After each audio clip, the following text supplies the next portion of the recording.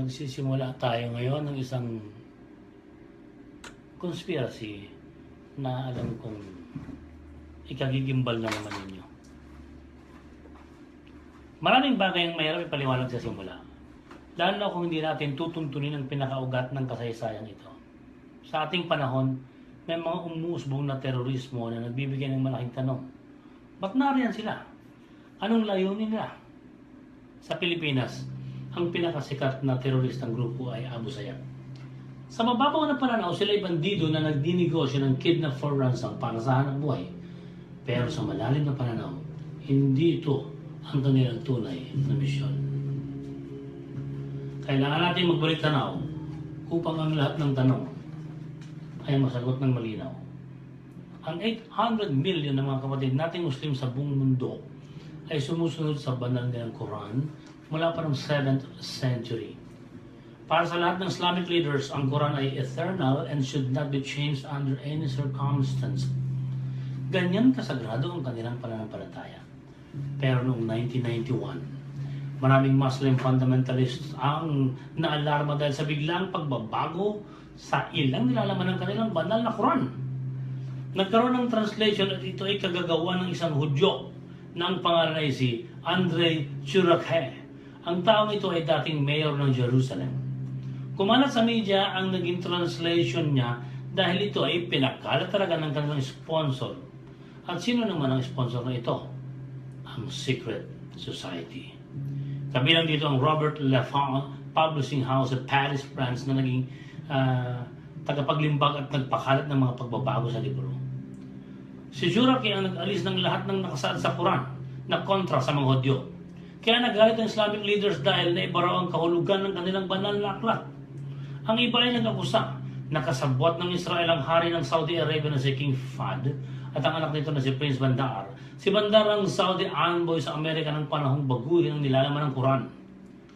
May 30 pang pinaghinala ang sangkot sa pagbabago ng kahulugan sa pananampalataya ito sa pangunguna ni dating Egyptian President Hosni Mubarak, dating Syrian head of state Hafez al-Assad at ang dating hari ng Kuwait na si Sheikh Ahmad al-Haver. Ang lahat ng inakusahan na nagbago ng laman ng Quran ay kasapi sa koalisyong kontra sa Iraq noong nagaganap ang Persian Gulf 1990 hanggang 1991 yun, no? Alam natin na ang kalaban noon ng Iraq ay ang Amerika at Britain. Ayon sa isang manunulat na Arabo, ginawa nila itong pagbago sa laman ng Quran upang iparamdam ang pagkiling ng kanilang koalisyon sa Israel at ito ay kabayaran naman ng Israel sa Amerika na nagdala ng militar para wasakin ang Iraq. Kita niyo yung mga taong ito, no? Nang unang kumalat sa media na nabago ang laman ng Quran noong 1991, ang unang nagkasa ng protesta sa violenting paraan ay ang mga taga-Egypt at Saudi Arabia. Sila ang nanawagan sa lahat ng mga kapatid na Muslims sa mundo na magkaisa at hilingin na ibalik ang orihinal na laman ng Quran. Dahil natakot sa napipintong violence sina King Fahd at President Mubarak, alam nilang magiging madugo ang digmaan, bumaliktad sila at sinabi sa publiko na wala silang kinalaman at hindi sila naging sponsor sa pagre-revise ng Holy Book. Sa paglipas ng panahon, ang protesta ay humupa. Kaya sa panahon natin, ang mundo ng mga kapatid natin Islam ay nagkaroon ng nakababahalang pagbabago. Alam natin na mayroong global movement na hawak ng Illuminati. Ang layunin nila ay one world order. Gusto nila na maghari sa mundo kaya mahusay sila sa pananabutahe. Ang isa sa mga organisasyong itinatag nila para gawin ang kanilang mga plano ay ang tinatawag na Committee of 300. Ito ang grupo na kumikilos din sa Pilipinas upang masabotahe ang ating ekonomiya, ang ating mga pagkilos na panlipunan at ang politikang pamumuhay natin. Nako, napakasama ng kwentong ito para hindi lang sa mga kapatid natin Muslim, no? Para sa mga katulad nating inosente. Bukas po, ituloy natin ang pagtuklas. Pag-uusapan natin ano ang nangyayari sa plano nilang baguhin ang nakagawian ng mga kapatid nating Muslim. Paano naman natin ito may uugnay sa pagkakaroon ng Abu Sayyaf? Abangan yan. At itong conspiracy na ito ay talagang ikagigimal din po ninyo.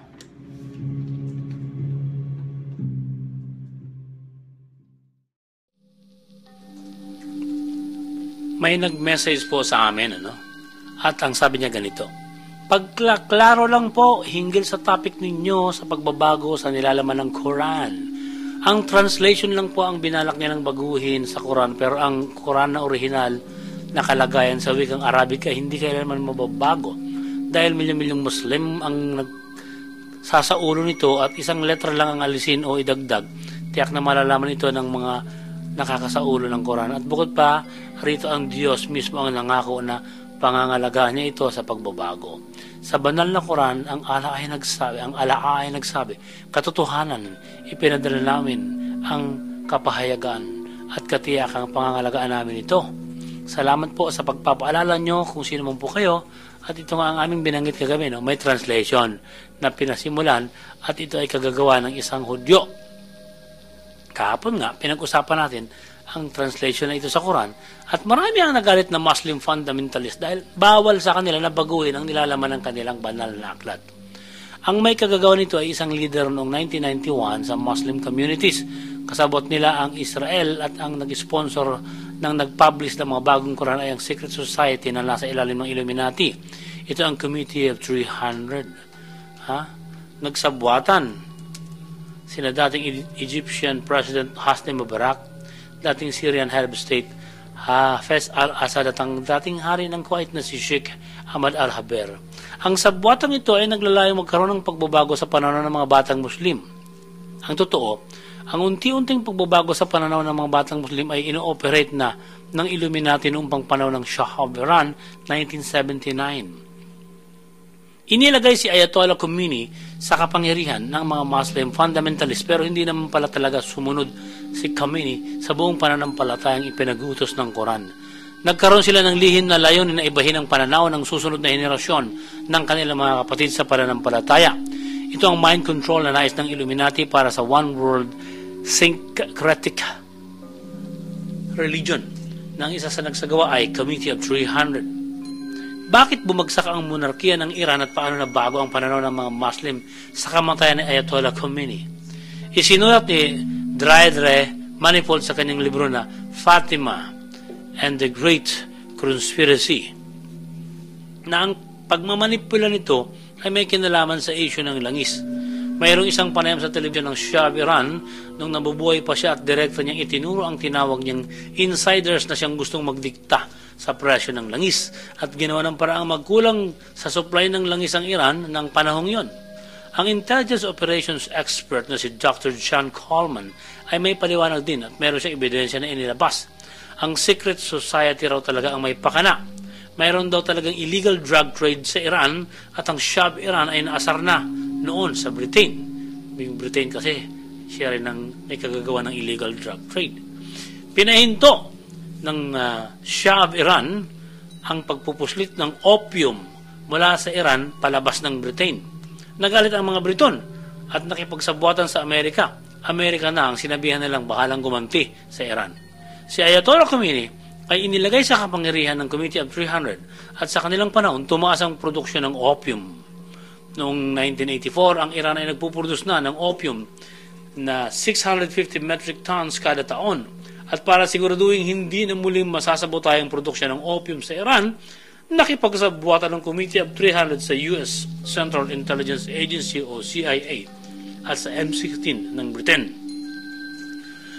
Nag-organize sila ng narco-terrorist armies at ang layunin ay ganito: to bring about a state where mankind will no longer have wills of their own in the one world government, new world order of the fast approaching new dark age. Ang sabi ng mga leader ng Committee of 300, sa maraming sibilisasyon sa mundo, may mga kumukontra sa droga at ginagamit ang pangalan ng Diyos para matakot ang mga adik at huminto sa bawal na gamot. Pero kailangan ng secret society ang droga para makontrol ang utak ng tao. Ang mass mind control ay palaging bahagi ng irregular, low-intensity warfare laban sa lahat ng malalayang tao sa malalayang lipunan. Ang irregular warfare, sabi ni Dr. Coleman, ang pinakamalalang giyera sapagkat wala itong simula at walang katapusan. Bukas, pag-uusapan natin Ang Abu Sayyaf pa ay bahagi ng grupong itinatag sa ilalim ng Organized Narco-Terrorist Armies ng Committee of 300 ng US at ng Britain. Abangan po ninyo ang pagpapatuloy ng kwentong ito.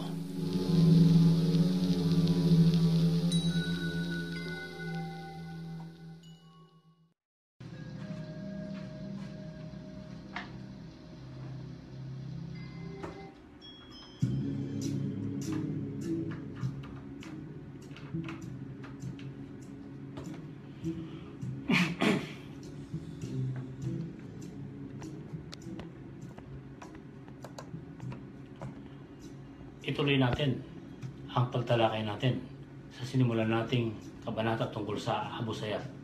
Ang Abu Sayyaf ay bahagi ng grupong itinatag sa ilalim ng Organized Narco-Terrorist Armies ng Committee of 300 ng US at ng Britain. Marami ang indikasyon na ang Abu Sayyaf ay ang pandaigdigang tagapagsagawa ng terorismo sa ilalim ng mga nabanggit na organisasyon. Ang naging lugar ng kanilang karahasan ay sumasakop sa Southern Philippines, ibang bahagi ng Brunei, Malaysia at Indonesia. Kitang-kita ang uri ng feudalism na pinairal ni Ayatollah Ruhollah Khomeini sa Iran. Sumasalaki rin ang Abu Sayyaf sa ilang lugar para magnakaw ng pera ng mga baril, magsagawa ng kidnap for ransom, nang bobomba ng mga sibilyan, pinupugutan ng ulo ang nahuhuli nila, ginagahas ang mga babae at iba pang uri ng terorismo. Ang ganitong kriminalidad ang naging adikain ng mga nagpasimuno ng pagbabago o ng iba ng translation ng Quran noong 1991 sa pangunguna ni dating Egyptian President Hosni Mubarak, dating Syrian Head of State Hafez al-Assad at ang dating hari ng Kuwait na si Sheikh Ahmad al-Haver. Nais nilang wasakin ang solidong samahan ng Persian society na naghahangad lang naman ng kalayaan. Ang ginagawa rin ng Abu Sayyaf ay bahagi ng mind control na pinasimulan ng United States at Great Britain. Kaya wag nating isipin na ang Abu Sayyaf ay isa lamang kumalas na grupo mula sa MNLF. Hindi rin ito tropang binulang ng galing sa mga gang members ng Mubarak Gang. Ang Mubarak Gang dati ay may mga kaso rin ng kidnapping sa Central Mindanao. Hindi rin talaga totoo na ang Abu Sayyaf ay nabuo dahil sa pagkakaisa ng mga commanders at kinuha ang first letters ng kanilang mga pangalan: Abu Bakar, Barisi, Usman, Sampanit, Ali Unus, Abdurhaq at Faisal. Ganito katuso ang secret society. Kumuha pa sila ng mga tao magiging leader para magbuo ng samahan daw, pero nagagamit naman nila sa malalim na layunin. Sinasabi nilang ilang mga taga-Basilan na ang Abu Sayyaf ay nangangahulugan sa kanilang lingwahe ng honor of the sword. Ganito raw ang layunin ng inorganisa ito ni Ustaz Abdurrahaq Abu Bakar Janjalani. Isang panlilin lang din ang ipinakalat ng Abu Sayyaf noon na kaya sila binuo ay dahil nais nilang tumulong sa mahihirap na komunidad nilang mga Muslim. Gusto rin nila ipagtanggol ang malilit nilang kapatid sa mga umaabuso, lalo na mga Panginoong may lupa na lubang abusado. Gusto rin daw ipagtanggol ng Abu Sayyaf ang Muslim community kontra sa mga militar na kalaban nila at sa mga politikong walang disiplina. Sa malalim na tinalakay nating ugat na pilit na pagwasak sa pananaw ng mga kapatid nating Muslim, lumilitaw na bahagi nga ang Abu Sayyaf ng military element ng malalaking secret society. Ang kanilang kilos ay nakapattern sa Islamic terrorist group na sa buong mundo ay kumikilos sa layuning manabutahin ng malalayang lipunan.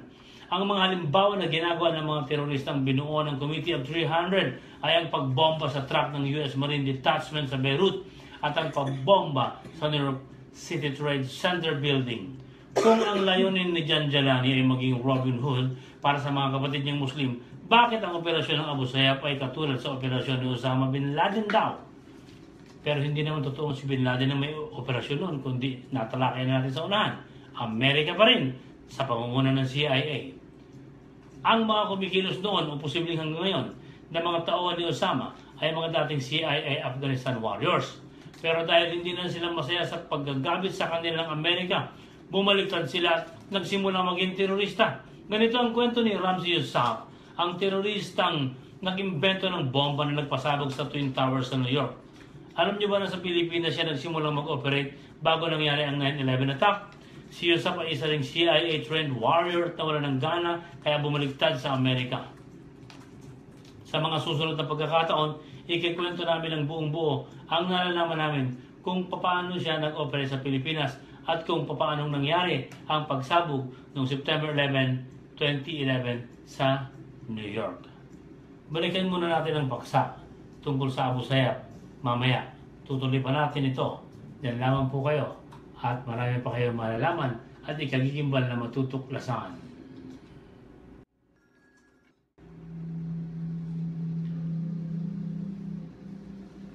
Ituloy natin ang tungkol sa Abu Sayyaf.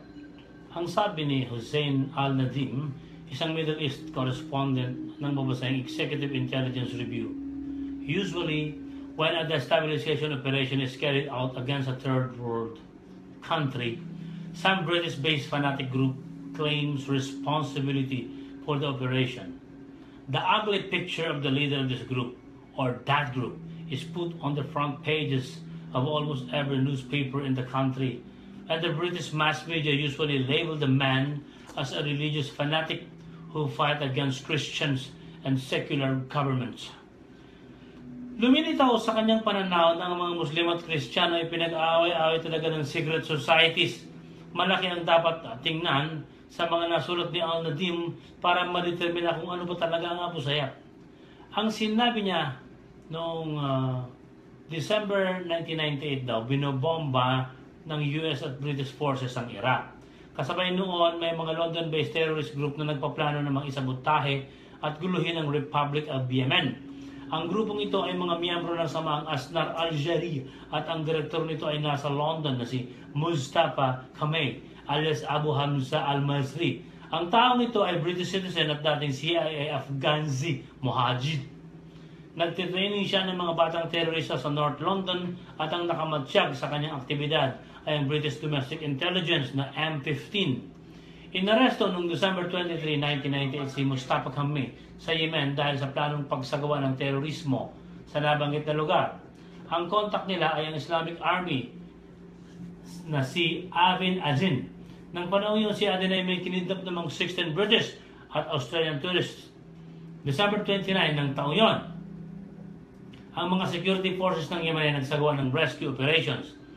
Kaya nakapatay ng 3 British hostage, sina Aden at isang Australian. Pero nailigtas ng Yemeni security forces ang 12 pang turista. Sa hindi inaasahang pangyayari, ang Yemeni Forces Security ay nakasumpa ng gobyerno nila ng provoking the murders ng mga hostage dahil hindi raw nakipag-negotiate sa mga terorista. Bukas pag-uusapan natin, ano ang kaugnayan sa pagkidnap nila sa 16 na terorista sa illegal drug trade na ipinakakalat ng Committee of 300 at ng Secret Society sa mundo. Abangan.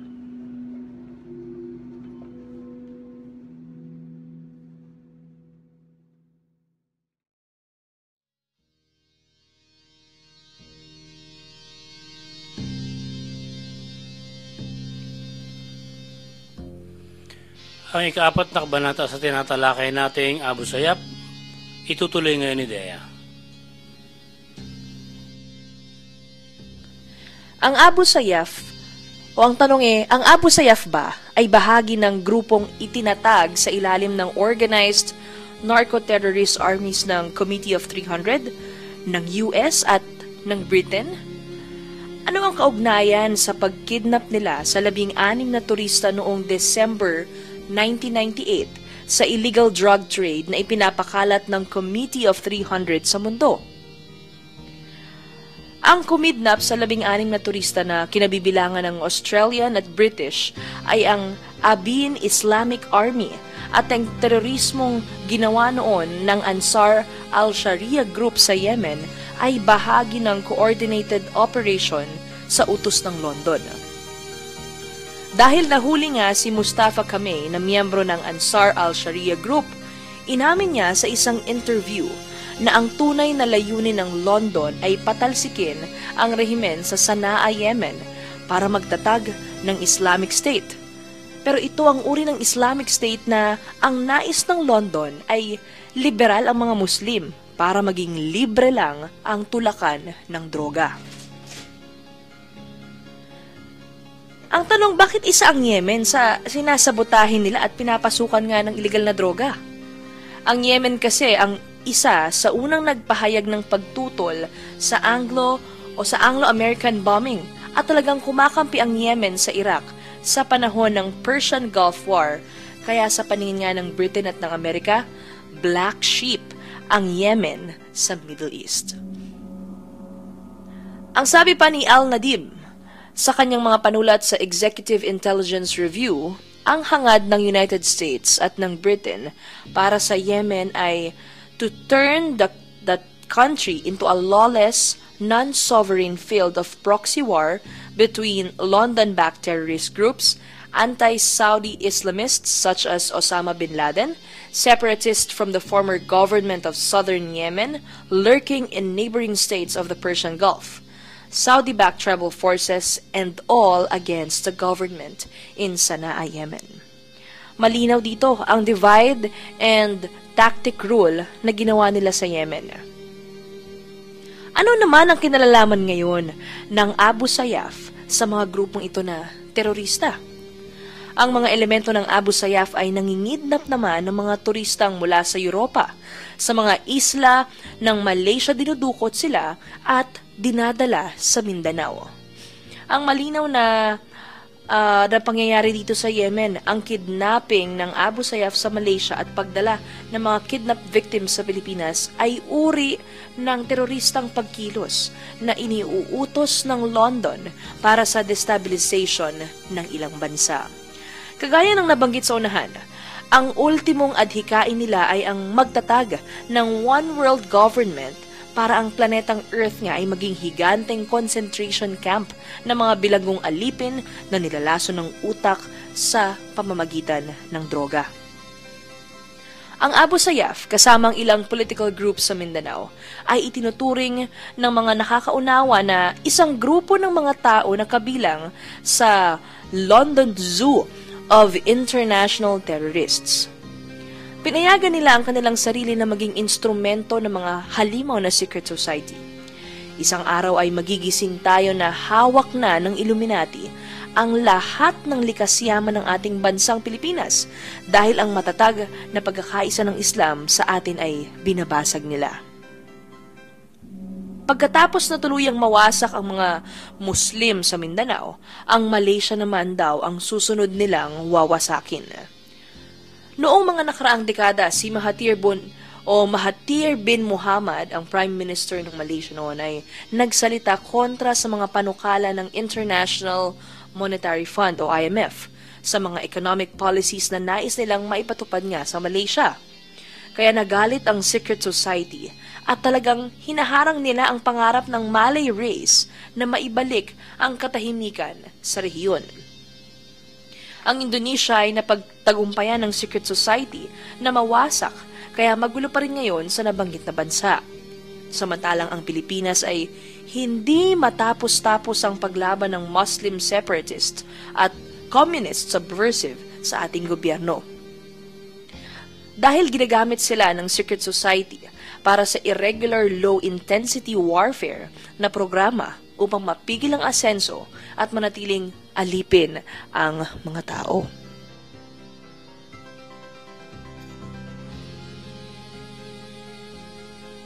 Bukas po ay pag-uusapan natin kung ano ba yung sinasapit na kapalaran ng mga warriors na Muslims na tinitrain ng CIA. Pagkatapos ng kanilang pakinabang, saan naman sila humahantong? Abangan natin ito bukas.